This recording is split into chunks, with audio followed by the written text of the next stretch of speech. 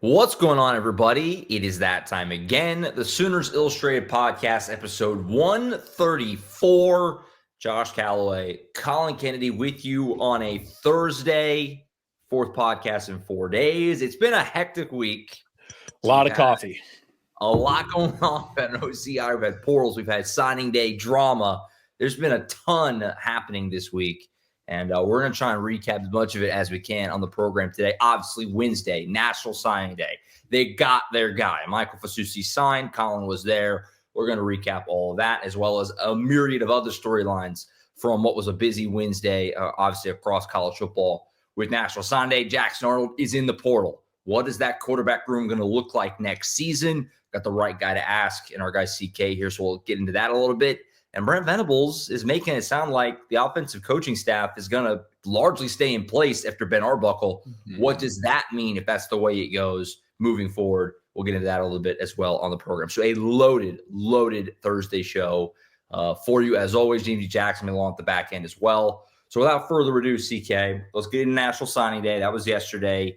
A lot happened, but nothing was ever going to match the storyline that has been lingering over Oklahoma for months, especially in recent weeks, though. And that was Michael Fasusi, the five-star offensive tackle, finally made it official yesterday, ink to paper. He signed with Oklahoma. You were there. We've talked about it at length for weeks and weeks, and like I said, months, going back to all the way back when he committed.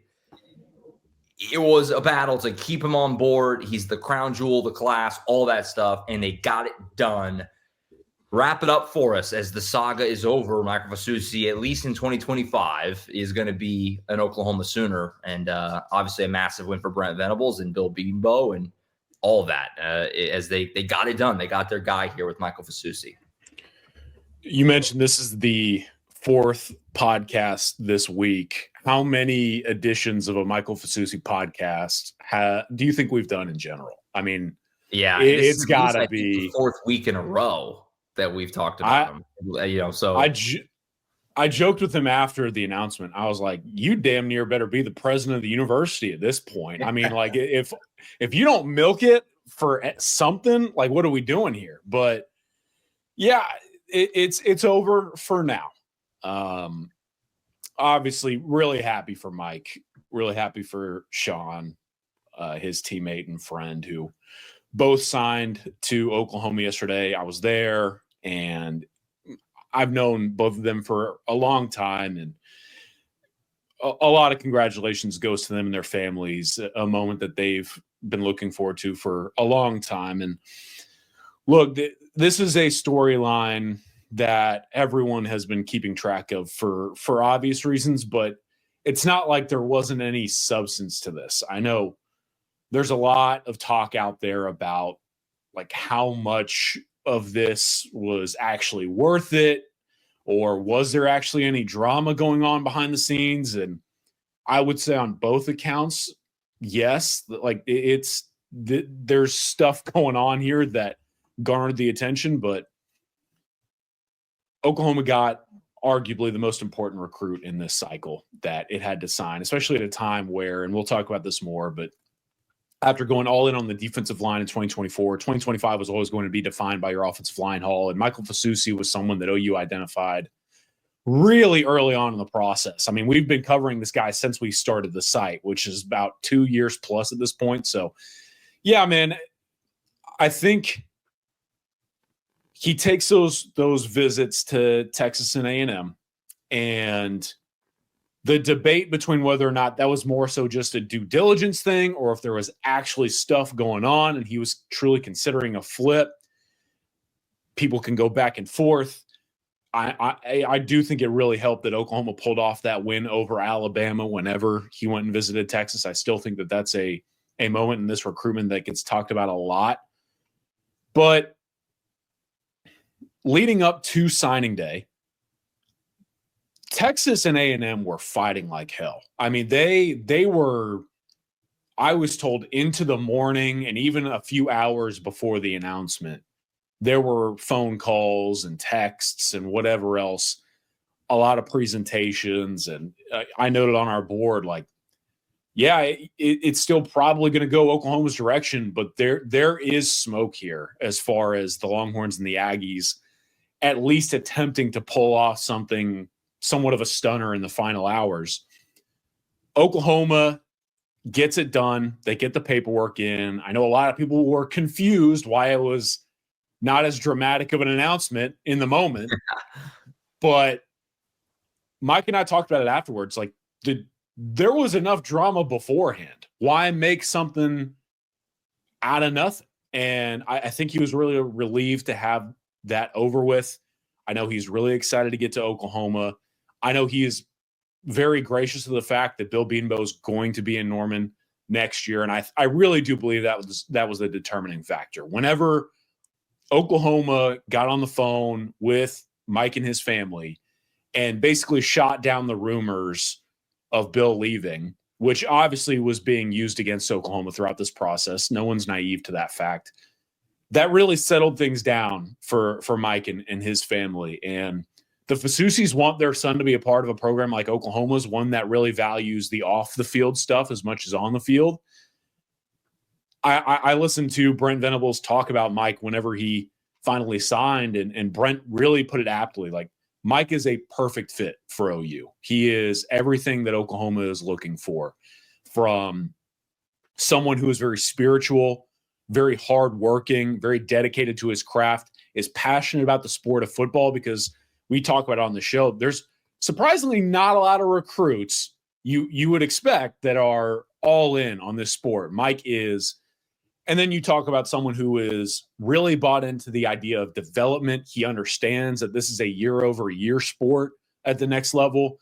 He's committed to not just Oklahoma, but the process that Oklahoma is going to lay out for him as a player and as a person. And I think in the end, that's why he ultimately chose to sign with the Sooners. Yeah, I mean, from my view, he committed to Oklahoma in August, and as things got wobbly and it became unclear what the coaching staff was going to look like and Bill Bedenbaugh's future was going to look like, he did his due diligence, took a couple visits late down the stretch, but Oklahoma stuck with him, and he ends up sticking with Oklahoma. You know what I mean? It's kind of one of those things. Like, he didn't really waver. Like, yeah, there was a lot of drama because of the visits and because of just the high profile of the player. But from his perspective, committed in August, and here we are on signing day, and he's signing. Never decommit. You know what I mean? It's like he wrote it out with them, and he stuck with them through what was obviously not a great year, and a lot of changes, but you still have your guy. And so obviously a huge deal. We've talked about it a few times, but this offensive line group in 2025 is awesome, and he's the headline of it, obviously. But Ryan Foje, we talked about a bunch of times. As Brent Venables said himself in the signing day press conference yesterday, which is on the YouTube channel, but you can go watch that. He talked about Foje and said, one of the more underappreciated, undervalued guys he believes in the entire country. That's pretty consistent with what Collin has said and our other national recruiting experts at 24/7 Sports. Then you added Owen Holland back, obviously, to that group, Darius Afalava, and then Sean Hutton at the PWO spot. It's a really good group, really good. And Fasusi's the headliner, and yeah, it's big time. And it was a weight off, I think, for a lot of fans whenever that, even more, less so whenever the ceremony, and more so when the OU tweet popped, because it was like, all right, it's in, we can feel good about it for now. Yeah. It was just one of those stressful ones, just because of the nature of the player. It's a 5-star. They don't grow on trees, so big deal. Look, Josh, this is a top 10 all-time commit for Oklahoma in the history of the program during the rankings era. He's the highest ranked offensive tackle signee for the Sooners during the rankings era. His 31.7 vertical jump is like second highest all-time in the history of the Under Armour Combine, if I remember correctly, for players above 300 pounds. He's got like an 86-inch wingspan. One of the most naturally gifted offensive tackles I've seen in my time doing this. And what you love about him is he's not technically refined right now, but the developmental upside for someone who, like I mentioned, is hardworking, has high character, is dedicated to development. Yeah. He is one of the most mobile and fleet of foot tackles you'll find. really well put together from a frame perspective. Like, there's not a lot of bad weight on him. I could talk about his game all day.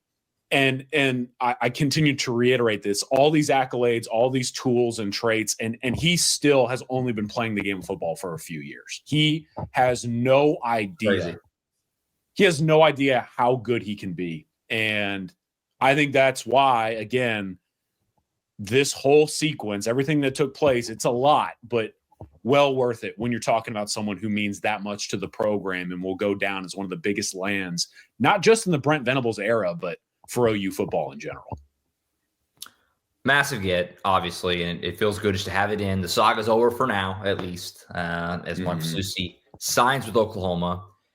So, it wasn't, 10 minutes, which, by the way, I remiss if I don't bring it up. Shout out Collin for streaming that ceremony on his phone. Had like 35,000 people watching his iPhone stream in the Louisville. Was it the cafeteria, you said? Mm-hmm. You had a lot of OU fans tuned in. Shout out Collin for that. And that was great. It was one of those I was joking about. I was kind of laughing at myself thinking, you and I are in college, and to think that several years later, you'd have almost 40,000 people watching your iPhone as you hold it in a high school gym for a kid signing it. It's just funny to think about, but one of those memorable moments.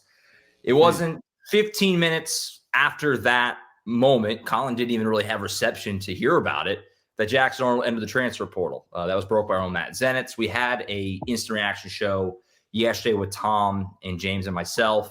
That's, of course, on the podcast feed, YouTube channel, wherever. If you missed that, we kind of our initial reaction to that. Collin, obviously, I want to get your input there, but also kind of looking at this quarterback room next season. Now, they signed Jet New, we hadn't talked about yet. He was a flip on signing day from Oklahoma State. He's a Ben Arbuckle guy that he recruited back, obviously, when Ben was at Washington State. Michael Hawkins is the big question mark here. He hasn't made his intentions known. I mean, I don't know if he's going to announce he's staying, but, it's a question until it's not. Obviously, there's a lot of speculation that they will hit the transfer portal. The obvious name there is John Mateer from Washington State, who's not in the portal now. But if he does, that's an obvious connection, considering that Ben Arbuckle just came from there. What's your read of all this for Oklahoma in the quarterback spot in 2025 as Jackson Arnold hits the portal and Michael Hawkins is still there? They signed one in 2025. Brendan Zurbrug's still floating around. I mean, what's kind of your read of all of it right now with that quarterback spot, which is, like we talked about in the Ben Arbuckle instant reaction, a lot of attention on nailing the OC hire, and rightfully so, but getting the quarterback right is almost just as important for Brent Venables and this program, moving forward. I love that you had to say instant reaction podcast for more than one different episode. That kind of week. Because it's that stretch. But yeah, kind of on a similar note, I could podcast about that Michael Fasusi, Sean Hutton, like live stream coverage, that whole like moment in my career. I could podcast about that for an hour, because part of it was I had no reception and I'm getting caught in a lot of different conversations with coaches, with parents, and whoever else. And whenever I did go live, I couldn't see any, not only like comments or whatever, but I couldn't get any texts or calls. And so I had no clue that Jackson Arnold had gone in the portal. I had no idea. And when you check your phone in the middle of all of that and see that kind of news come down the wire, it's like, you got to be kidding me. Like, what a day that was. And a lot of layers to the situation. I think, number one, it is good that Oklahoma, during the early signing period, on signing day, for lack of a better term, got the 2025 quarterback situation figured out really quick on Jet New. Like you brought it up, this is a guy who was committed to Oklahoma State since September, I want to say.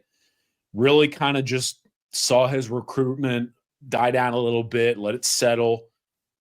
But Ben Arbuckle had recruited him pretty heavily whenever Ben was at Washington State. I know Jet had taken a couple of visits to Wazoo and was pretty much hosted by Ben. And so the evaluation had been done thoroughly by Arbuckle. This was clearly a guy that he felt he had a lot of faith in, no matter where he was coaching, right? Which I do think is an important layer to the evaluation process.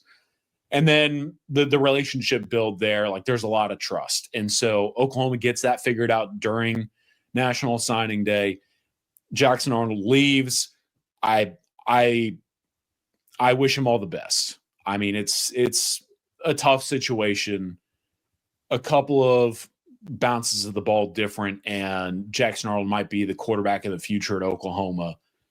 I really do believe that he's going to go on to have a very successful college career. I still think he has all the talent in the world. He's a young player who's taken on a lot of adversity and handled himself well. And if what I'm hearing is true already, as far as like the interest in some of the potential landing spots for him, he's going to be fine. We talked about that in the instant reaction. I said the market will be robust for Jackson. There was a little bit of this notion that I was making a bunch of excuses for him, or that we in general have been making excuses for him. He didn't play as well as he should have or could have this season. I don't think anybody would argue that. But he also was not – it was as far from an advantageous situation as you could possibly be put in. Still a lot of raw talent. He's going to be just fine. He's going to end up in a very good situation. I think we can all agree that just it all didn't work out this year, and you got to adjust no matter who you are relative to the situation. Like I mentioned, he'll be fine, but is Oklahoma going to be fine? Now, I mean, you got to move forward. And on Michael Hawkins, I think it will be good for him to get the start in the bowl game. I think that this, honestly, it's great for both of these quarterbacks because Jackson Arnold can hit the portal. His market's pretty much established. Michael Hawkins' future, he goes and plays in this bowl game. He plays well. He either really solidifies himself as far as a future member of the program, or he has, for lack of a better term, a tryout game, one more data point on his resume, and gets more film out there for whatever the case may be. If he needs to explore other options himself for the betterment of his future, which I think in a similar vein to Arnold, we all would be in agreement that Michael Hawkins has to do what's best for him as well. And I don't know what that is. Only him and his family know. But again, I think it's great for Michael Hawkins that he gets to play in this bowl game, to be the guy, to let Ben Arbuckle watch him firsthand, and then go from there. The transfer portal layer is going to be very prevalent, obviously. That's nothing groundbreaking. But the way it plays out from a procedural standpoint is what's going to be fascinating because, like you mentioned it, number one, like if you're Oklahoma, you really have to sell out for John Mateer. I mean, you have to hope that, number one, he officially announces his intentions of going into the portal. I know there's stuff floating out there right now about him planning to go in from various accounts until someone from a large media company really finalizes that, or Mateer himself finalizes that move. We have to operate under the assumption that it's not done yet. Mateer's, and we've mentioned this, but Mateer's not going to necessarily be a foregone conclusion if he does choose to enter the portal.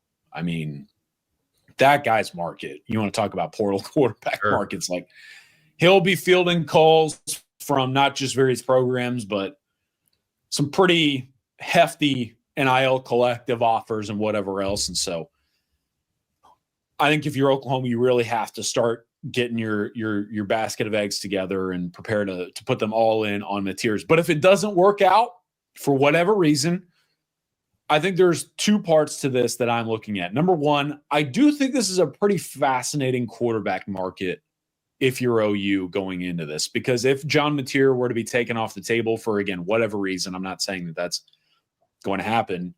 Like I look at a guy like Caden Salter. I look at a guy like Connor Wigman, who was once interested in Oklahoma.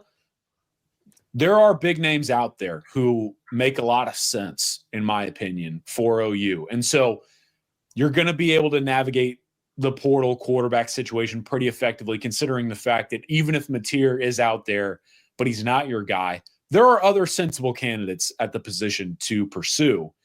The other layer to this, though, is whatever happens with Michael Hawkins, whatever happens with Brennan Zurbrugg, maybe you have to go get another guy in the portal. Yeah. Maybe you need to go identify another depth piece. And that's the layer to the equation that I haven't necessarily been able to fully dive into. Like, who are the names out there that would be willing to take a Casey Thompson path or would be willing to potentially enter this room just kind of strictly on a backup plan? I mean, I don't know. And this is all stuff that's going to get figured out over the next few weeks. A lot of it is contingent upon what Michael Hawkins decides to do.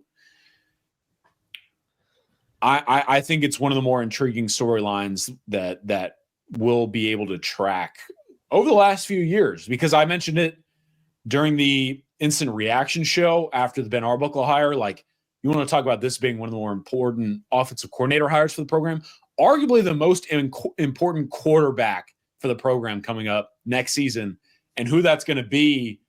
A lot of that rides on how the next few weeks play out. Yeah, I mean, to say the least, it's going to be interesting to see how this shakes out. And, the Michael Hawkins aspect of it is very intriguing, obviously, because you would imagine, we talked about this on Monday, but you'd imagine if he's coming back, it's with the thought, or at least the hope, that he could compete for the job. Now, if John Mateer is the guy, you would assume that he's coming, assuming he's going to be the guy, so there's a lot of kind of wrinkles to it. Like you said, is there someone they can find in the portal who's willing to transfer, knowing they're probably not going to see the field unless it's in an emergency situation like a Casey Thompson this season?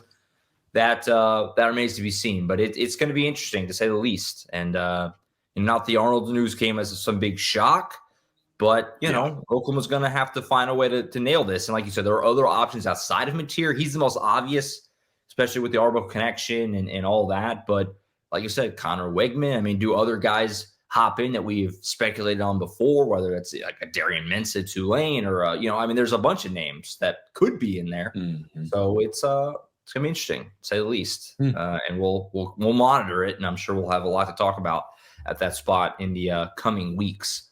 As far as some other National Signing Day stuff, I mean, we've talked about a couple of the big headlines already with Michael Fasusi, of course, and we mentioned Jet New, who made the flip from Oklahoma State yesterday.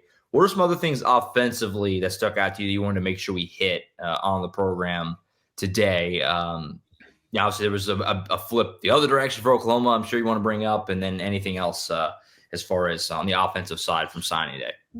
Yeah, so let's start with some of the net negatives, right? I think some of the talk of the day was the wide receiver position. Yeah. In 2025, not only Cortez Mills flipping to Nebraska in interesting fashion. I don't know if you got a chance to watch that sequence play out, but I think there are a lot of folks upset about that on social media, and I don't have a comment on that personally, but I think I get it. If you haven't seen it, go find it. I'll say this real quick. No, nothing to do with my feelings, but watching that live, I can't tell you how dangerously close I was to publishing his signing day capsule. Like, when it went to a minute or 2 minutes in, I was like, do I hit pub right now? Like, is this done? Who was it? Someone did it the other way.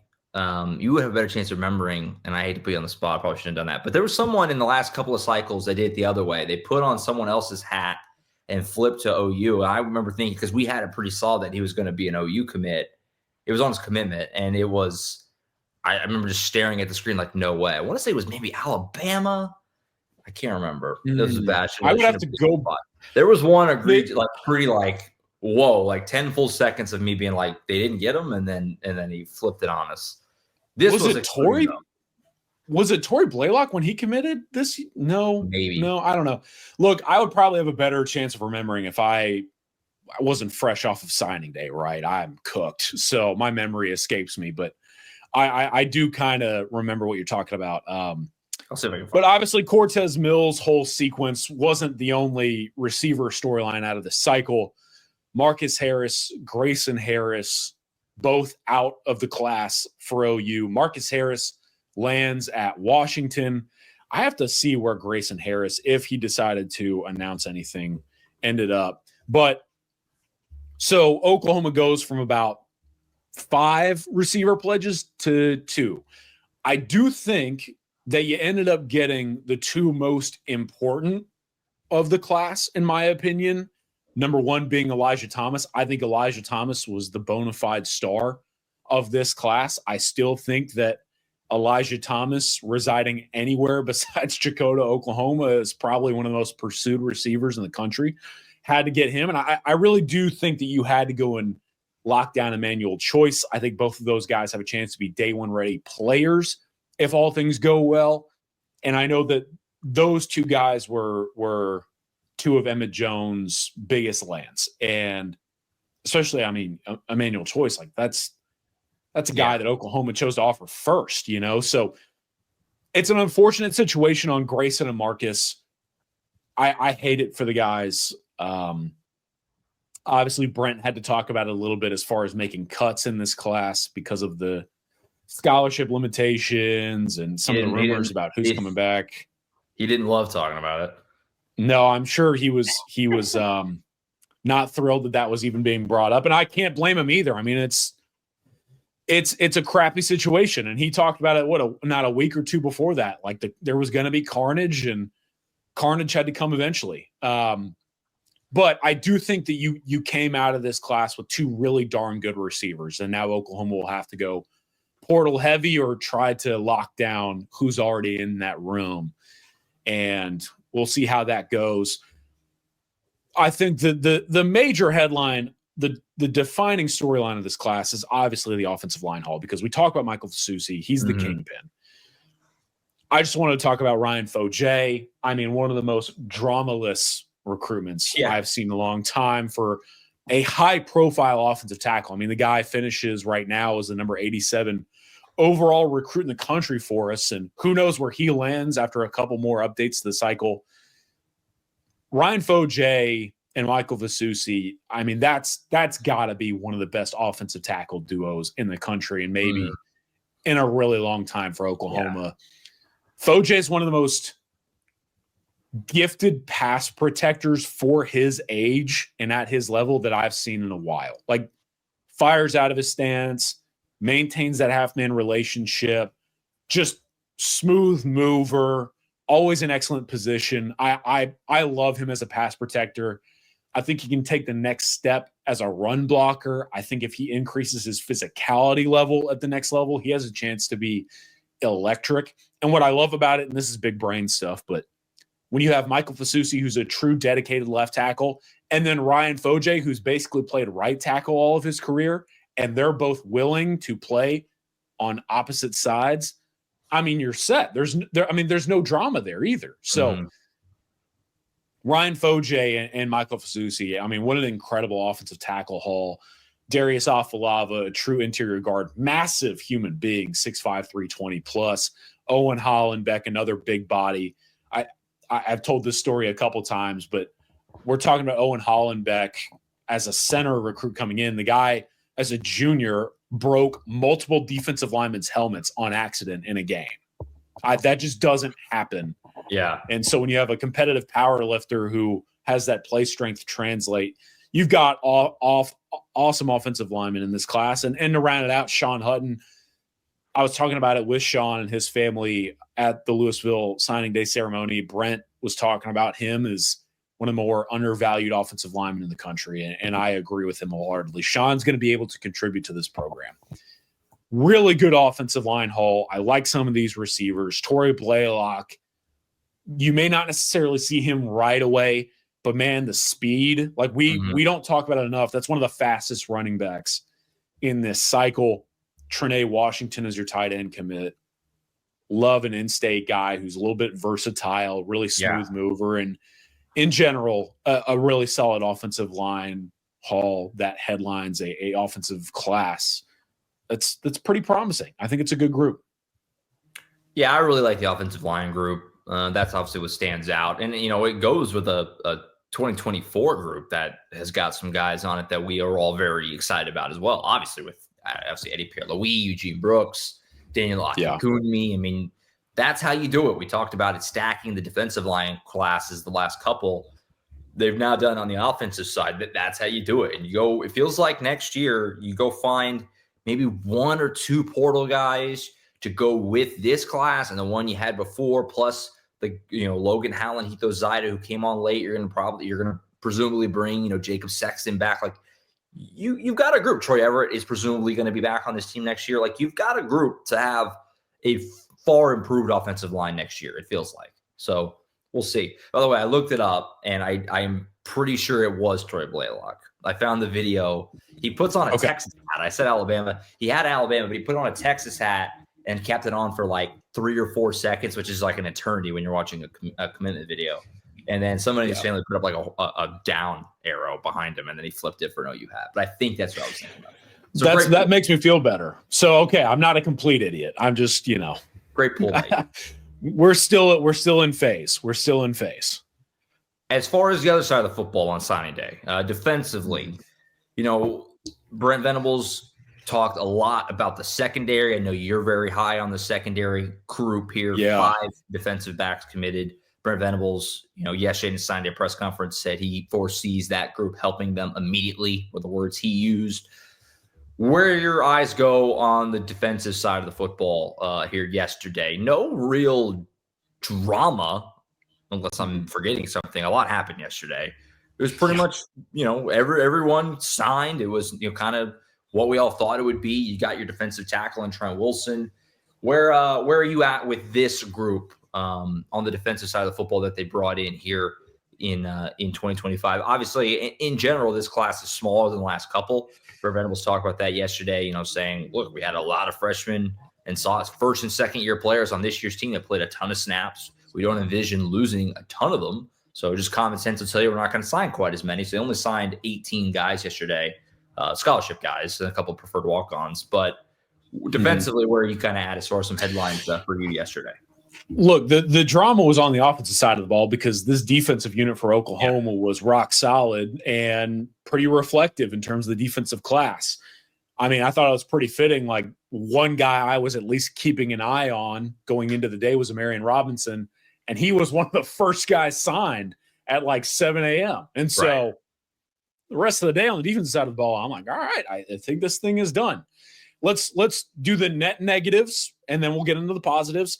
Caleb Burns is going to Baylor. I mean, we told you like the day after he visited Oklahoma that was the way things were trending. I know that there was a lot of smoke that he might be committing to Oklahoma, but I put it on our board for our subscribers. And by the way, I think we're still doing 50% off. So folks, if you want to join us, come hop over. But the day after the visit for Caleb Burns and Norman, it was pretty clear that Baylor was probably going to be the better fit. He visits Baylor over the weekend. That visit goes great, and he shuts it down before signing day. So Oklahoma has one linebacker in this class, Marcus James, but Marcus James gets forgotten about. I think he's got a lot of upside, and I think that's kind of the place where you start with this defensive class, if I'm being honest.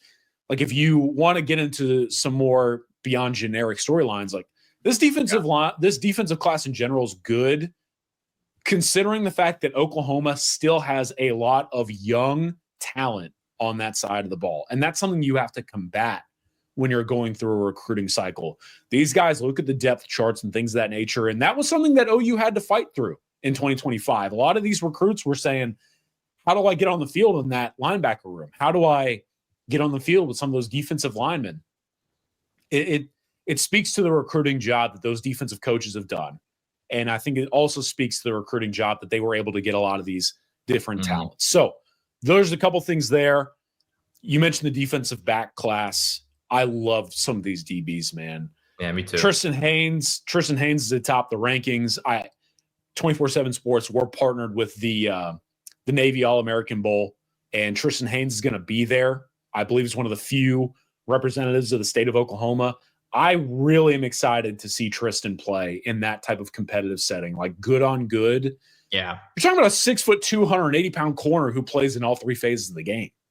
I mean, I think Tristan is an excellent cornerback, and when you have a talent like that in-state, getting elite in-state DBs hasn't always been the most easy thing for Oklahoma. I remember when I kind of started out, like Dax Hill is someone who comes to mind. And so Tristan Haynes is a good one.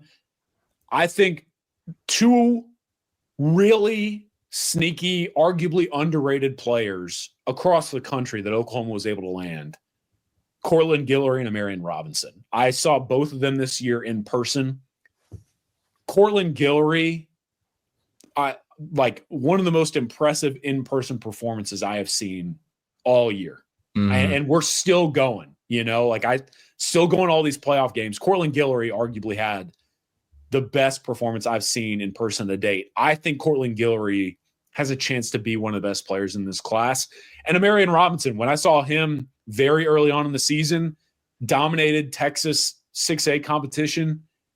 Amarian Robinson has contributed on special teams, contributed on the offensive side of the ball, and I think he's improved his coverage skills. I think he's versatile.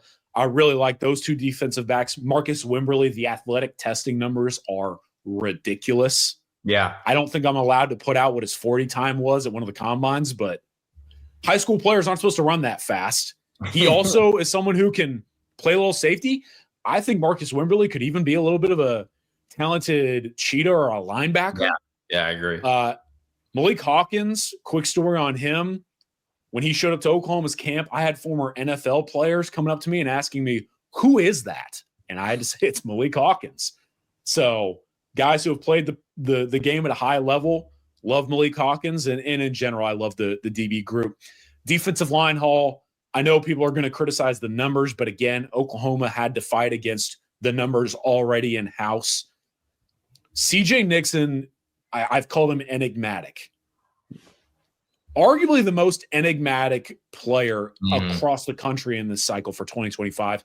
Not a lot of people know what to make of him. And obviously you have to go and lock down an in-state player like that.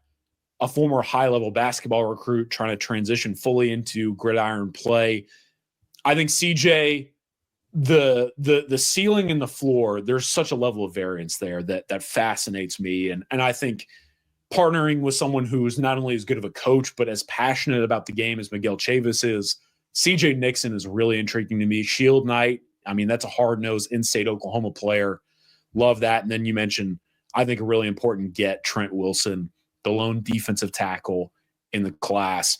Trent's got a chance to be a really explosive, aggressive, physically imposing three-technique defensive tackle. Trent was surprisingly one that when he committed, kind of out of the blue to Oklahoma, if you'll remember, just even keel the rest of the way. And I like the defensive class for 2025 for Oklahoma. It's a good one. Again, considering what they kind of had to go up against with the recruiting efforts that they had put together beforehand, a lot of young, promising, talented players, and arguably a few guys that flew under the radar, and Oklahoma has a chance to really capitalize on getting their signatures. Yeah, I thought it was funny yesterday when Brent Venables was talking about Trent Wilson, and he joked that he thought he says that he looks like he's about 40 years old because he does look like just a grown man. The fact that he's a high school kid is crazy. I like the group too, and especially the secondary, in particular the corners.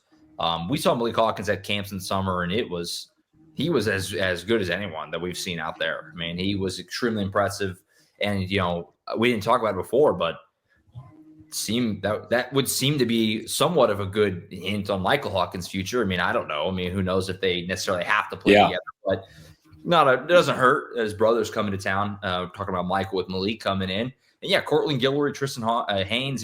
That's Jay Valai's got a good group there, and to go with obviously Eli Bowen had a great freshman year. Jacoby Johnson, who's still the rising guy. That room kind of similar to the offensive line. Didn't probably have the year it wanted overall, but it feels like the pieces are there to get it to become a major strength pretty quick, So, I really like the secondary class, and it's a good group. And I agree with you on Marcus James too. Marcus James is one that you feel like when you just look at him, don't even have to watch him play, that frame can hold, a lot of weight, and it just feels like he's got a lot of potential with the right kind of nutrition and coaching to really become a monster, frankly. So I'm excited to watch him develop too as time goes on. I said it in his signing day capsule. I was like, this guy doesn't get talked about almost at all in the eyes of Oklahoma fans, Right. but there is a world where he turns into a 6'3" to 6'4", 245-pound linebacker, cheetah, or even edge rusher. Like at that type of profile coming from the state of Oklahoma. I mean, the state of Oklahoma is not necessarily one where you see a ton of like elite linebackers. And so I think Marcus James is a pretty significant get, and he's a sneaky addition from this cycle. Yeah, he's a really good athlete too. I mean, he plays basketball at Carl Albert. He's not anymore, obviously, but played wide receiver. Yeah, right. He played wide receiver. He's a stud. So gonna be fun to watch. And Trinae Washington too, just to loop in the last Carl Albert guy. I know you brought him up, but Trinae is a guy who, all the way back to when he's made his commitment, because he jumped in with Marcus at his commitment ceremony. He's kind of always been a little under the radar. Just keep an eye on him. He's a very athletic guy. Plays wide receiver now at Carl Albert. He's a big kid. I was impressed with him. The times I got to see him both back at camp and when I saw him earlier this season, he's an impressive guy. He's one that don't sleep on him. Don't sleep on him being a factor at some point down the road. I'll give you a little bold prediction or a hot take. Trinae Washington could be an impact player at Oklahoma on the offensive or defensive side of the ball. When we're talking about this defensive class for 2025, you could wake up tomorrow and say suddenly Trinae Washington is part of this defensive class, because I think he has that level of versatility, the frame potential, and overall athletic ability. Trinae Washington can do so much, and I think that's going to be pretty reflective in his OU career. For sure. We will do more signing day next week. We were going to do our superlatives today, but there was just too much other stuff going on.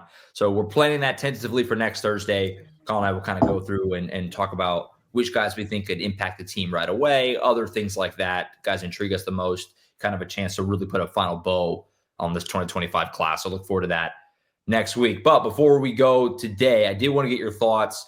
We talked about the instant reaction on Monday, the Ben Arbuckle instant reaction, that, we kind of felt like, we speculated a little bit on the coaching staff and what other changes we might see. We kind of felt good about Bill Bedenbaugh staying. We felt pretty good about Emmett Jones probably staying. The questions were Joe John Finley, DeMarco Murray. Would there be movement there? It wasn't for sure either way, but, there were questions. Brent Venables since then has certainly made it seem like they're going to keep it, both in the official release about Ben Arbuckle getting the job. He said he looked forward to watching him coach with the staff. He named them all by name specifically. Then he was asked directly yesterday's press conference, you said that, are you keeping your offensive staff? And he said they are all being retained. Now, I'm still hesitant to say they're all back in 2025, because you just never know. Guys leave for other jobs. I mean, stuff happens, but it sure sounds like the plan right now is to keep the staff in place with Ben Arbuckle at the top. Your reaction to that, and does it surprise you, if you want to get into that, and just kind of in general, your thoughts there? Because I think everyone kind of assumed that at least one or two guys was going to probably be swapped out. And again, that could still happen. But as of now, based off what Brent Venables is saying, and I can only go off what he's saying, is that this staff is going to stay the same, just with a different guy at the top in Ben Arbuckle. Yeah, let me just start here, because I really want to lead off with this. I'm very happy for those guys that they at least get the peace of mind, because I know social media, all the discussion points, like, it piles on, and I get it. I'm not ignorant to that. But I also think it is important to reiterate, these are human beings. These are men with families trying to provide for their families. These are guys pursuing a dream, pursuing a career they're passionate about, working with young men that they are very connected to, they have strong relationships with. Like, a lot of these assistant coaches deserve a tip of the cap. And I'm glad that for right now they have that peace of mind to them, because coaching's tough. It's a really tough industry, especially at the collegiate level. And I'm really happy for them. And it's a lot of good guys. It's a lot of good guys who deserve to know that they're sticking around. In the same vein, though, like you mentioned, I am also not naive to the fact that this is pretty surprising. I mean, you usually anticipate an offensive coordinator, especially a guy who's coming to a place like the University of Oklahoma. And when you consider some of the stakes that would be talked about in contract negotiations, typically an offensive coordinator is going to want his guys entering a situation where, I mean, you basically hold the fate of the program in your hands, right? And so I think from that perspective, it's pretty surprising that right now Oklahoma's planning on retaining its entire offensive staff. I was talking about this with some folks yesterday, though.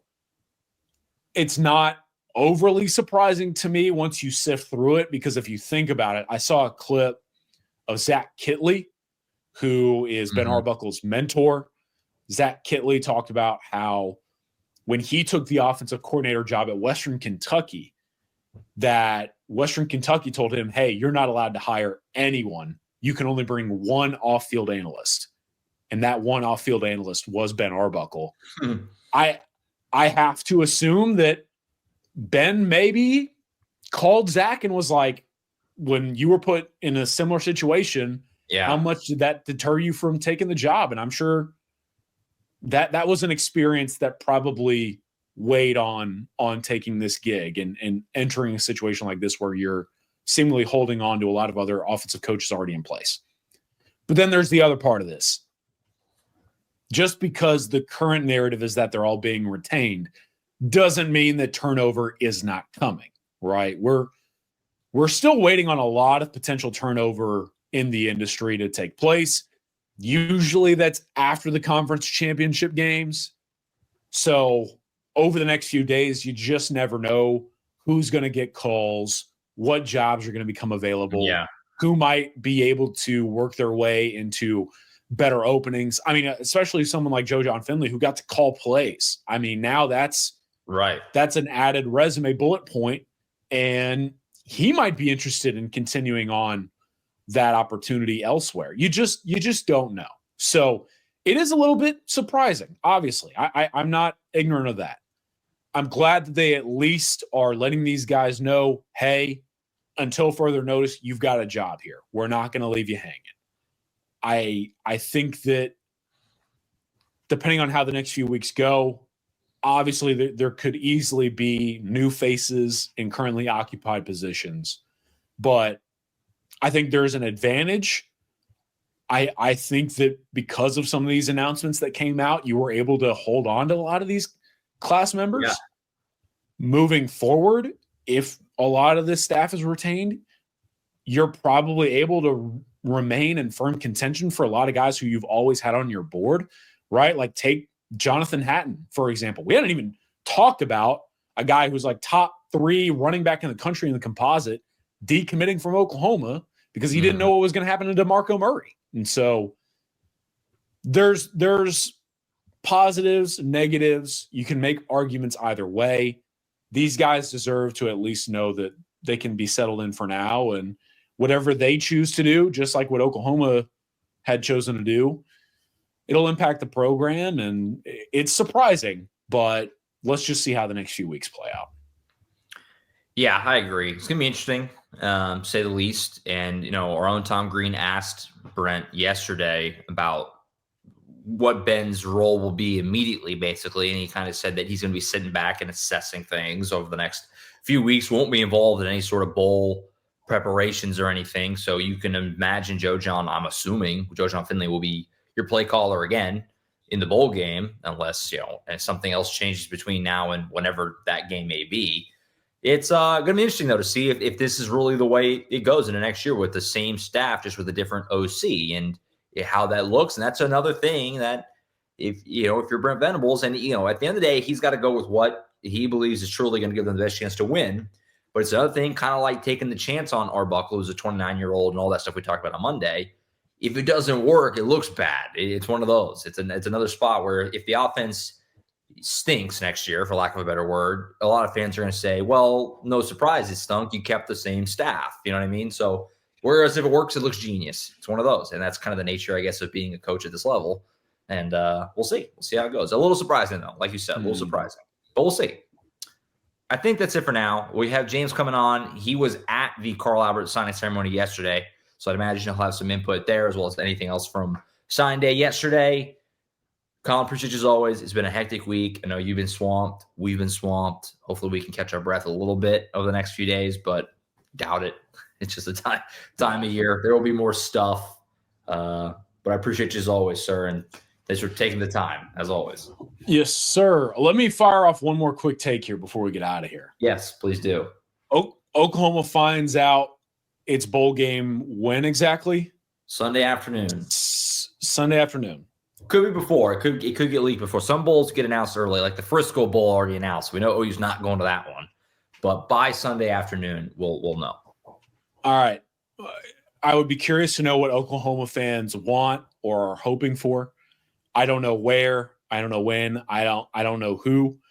I know personally, I believe, man, if you're Oklahoma, you sure would like a beatable opponent. I don't know who it's going to be. I know like everyone's talked about, well, what if Oklahoma draws USC or Nebraska or whatever else? And I'm just – one more thing I wanted to fire out there. If you're Oklahoma, you're coming off a signing day, and those documents aren't necessarily all that binding from what I can gather.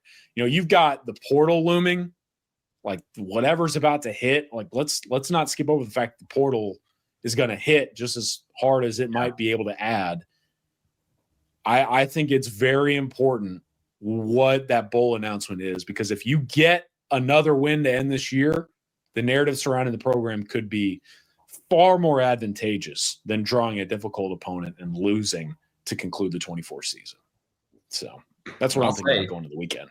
Some of the bowl projections have had OU with some tough matchups. I've kind of felt like tougher than you think for a team that was 6-6 this year. But we'll see. We'll see what happens on Sunday. We're all dying to know. We don't know where we're headed and when. And we'll find out soon enough. Collin, appreciate you as always. We're going to get James in here to wrap up the show with a little in-state talk. CK, till next time, man. Sir, 50% off, folks. Hop aboard. Strike while the iron's hot. All right, James getting in here the show right now.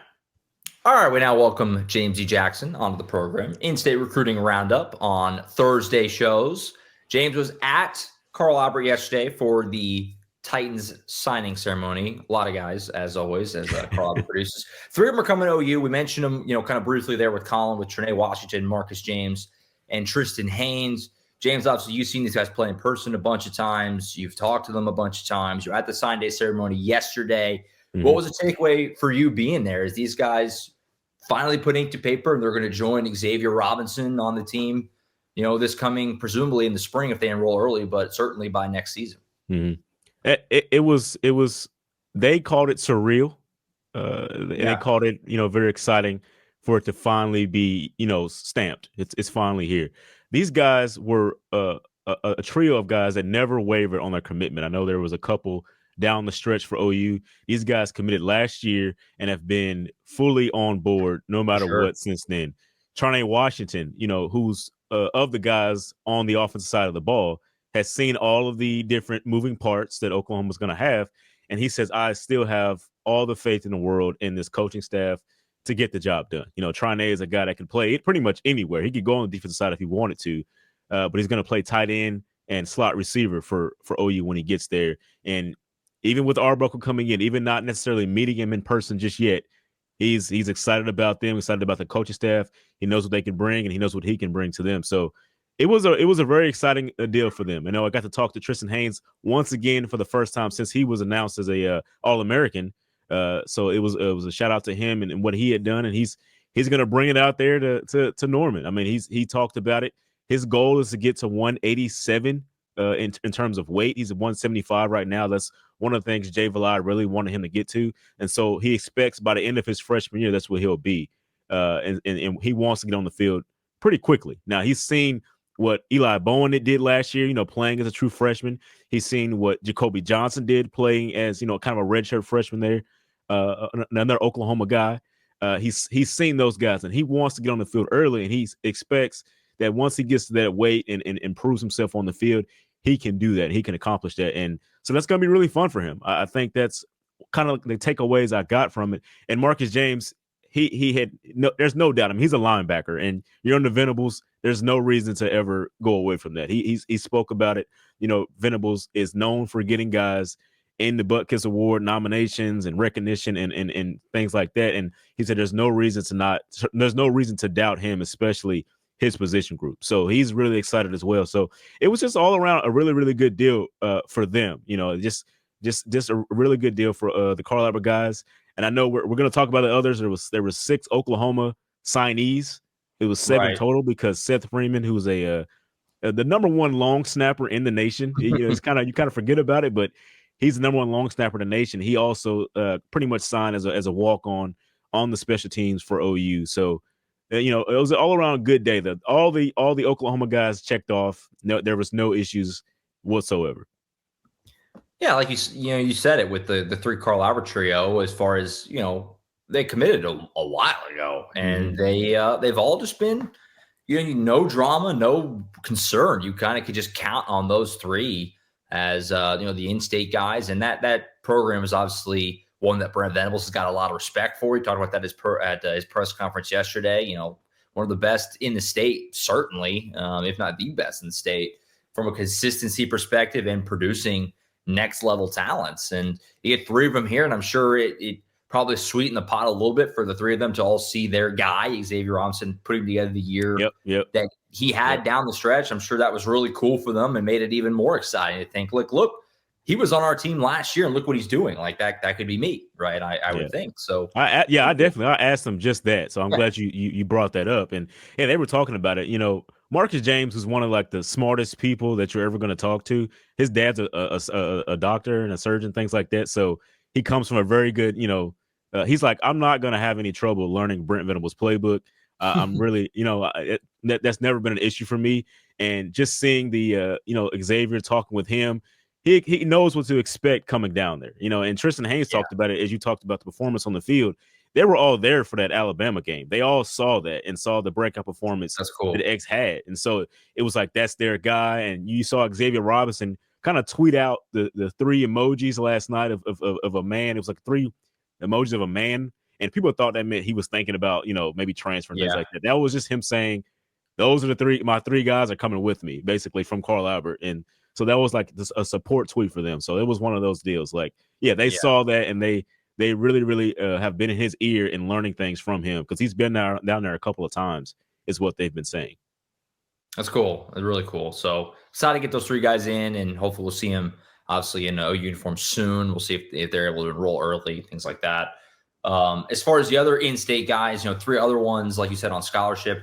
Elijah Thomas, a wide receiver from Shakota, who's electric, so much fun to watch. Him and Manning Choice, the 2 receivers in the group. And then on the defensive side, Alexander Shieldknight from Wagner. And then CJ Nixon, who, Collin and I talked about a little bit, from Weatherford, very dynamic, obviously was a highly touted basketball player, defensive end guy. So those 3 guys all signed in as well. You mentioned Seth Freeman, the PWO, as well, the long snapper. Another really good crop in general here of Oklahoma guys coming to play under Brent Venables, something that he's done really well. The staff has done really well since he's been here.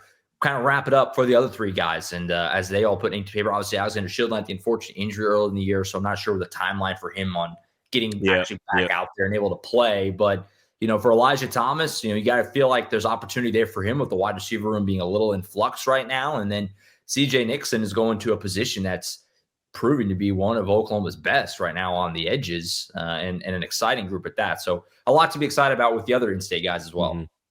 Yeah, and you mentioned CJ Nixon. I don't intend for him to. I don't think he's going to enroll early because he's got another basketball season to play at Weatherford. Now he's basketball. Yeah, he's going to play both at OU, so it makes sense for him to get some more reps at the high school level. He's already the leading scorer for Weatherford High School. He's taken the 2 back-to-back Class 4A state championship runner-ups. So you want to get over the edge here and kind of finish it out. Yeah. And so I don't expect that for him. Elijah Thomas, I think of this group, like we've been talking about it, looking at his film, I think he's the one that's most likely going to play first of them, I think, just because of his talent level and his ability to do what he's an all-around athlete, man. He's incredible. We've been discussing it, and he sent out a tweet of his yards this season. It was just like mind blowing, Josh. I don't know if you saw it or not. It was crazy the amount of stats he put up this season, and I fully believe it. I mean, based on what I had seen in the games that I had been to of his, like that dude is all over the place, and he's just gonna put up numbers, and and things like that. And your last guy, Alexander Shield Knight, his injury, it was unfortunate because it was around the 8th or 9th game, I believe. We came on and talked about it when it happened. Yeah, it was late in the year. That broken leg, and that's unfortunate, and that's something that you got to really, you really got to take consideration, especially for a guy that's, one of the more sizable guys in the position that he plays. So, that's probably a next year deal for him before he actually starts to get really, really good snaps and exposure and getting prepared for his college career. But it was just a group. It was a good class all around. You saw these guys; they all have so much talent. A lot of them play, deep into the playoffs, usually on their teams, and they're the focal point of their team. So it's not like just guys that are being carried around, out there on the field. Oklahoma is going after the top guys in the state, and you see that with this class, and they did a really good job. I know I saw a clip of Brent Venables talking about it. He really liked what they had done getting this group. So it's a really successful thing for them overall. For sure. And, this 2025 class in the state of Oklahoma has been kind of circled for a while. And there's a lot of guys going all over the place this year. But Oklahoma did damage, obviously, with 6 of the top guys. And you loop in Seth Freeman on the PWO side of it. It's a really good group in state. And this staff has done a really good job of that. And so cool to get these guys all inked to paper and look forward to seeing them, get to Norman and put on the OU uniform here before too long. All right, I think that's it. Loaded show. It's been a crazy week. We've had so much going on all week long. We'll see if we can catch our breath for a minute, but I imagine something else will happen. I'm sure. Nature of the time of year with the December. We'll be back on Monday for the next edition of the Sooners Illustrated podcast. We won't talk to you before then for some instant reaction of something. But we'll see you on Monday. Tom, James, and myself will obviously wrap up whatever we need to between now and then. We'll get to react to the bowl announcement. So we'll break that down as well. So look forward to that on Monday. For Collin Kennedy earlier, James D. Jackson, I'm Josh Callaway signing off for now. We'll see you Monday for the next edition of the Sooners Illustrated podcast.